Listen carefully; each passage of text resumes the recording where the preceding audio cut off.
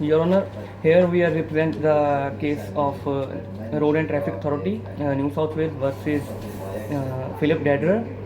We are taking the side as a defendant.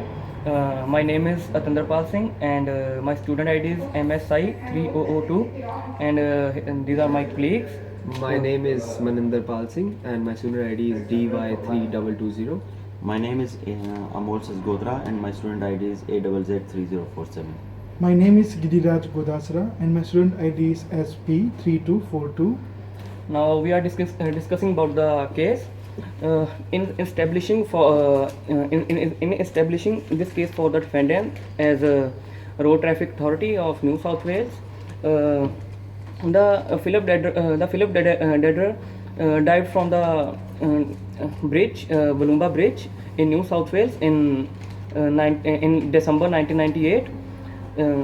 Because of this, he got serious injury and he got paralyzed.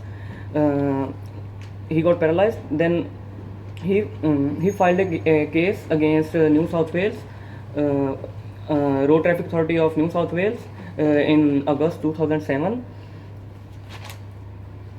In 2007, this case is about negligence and duty of care for Road and Traffic Authority of New South Wales, in which they were unable to prevent the people from the diving.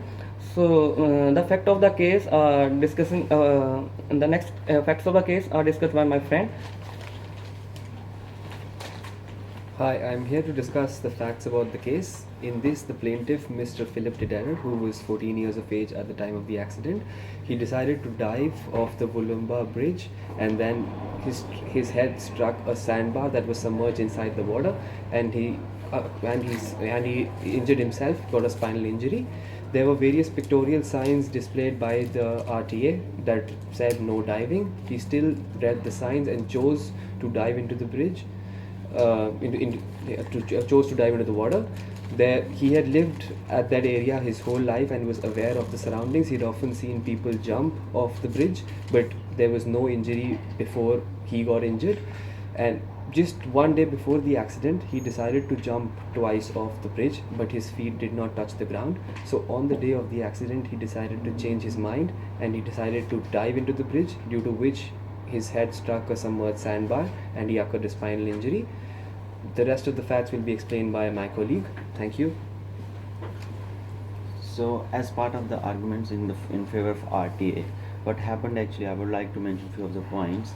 Great Lakes Shire Council officers and local police were not able to prevent the jumping.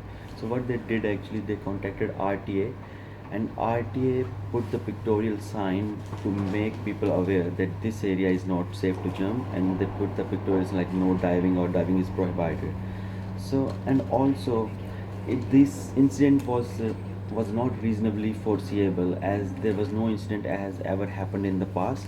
So they also made an excuse that RTA could construct a good road, but it's the people who owe a duty of care to drive safely on the road. And it was the same in this case as well. When there were already the signs from the RTA side to make people aware that no jumping or diving is prohibited, still they jumped off. So it was their duty of care that they have to be safe. And also I would like to say, the RTA, as a responsible person, they did whatever they were supposed to do. They had to make people aware, and they did actually. But the people didn't. The plaintiff, he owed a duty of care to keep himself safe, which he didn't actually.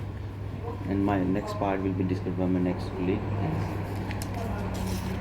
After considering all the facts and argument, the judge of the High Court of the New South Wales, who is Dunford J, has realized that here is a negligence from the Road Transport Authority and the Great Lake of Council.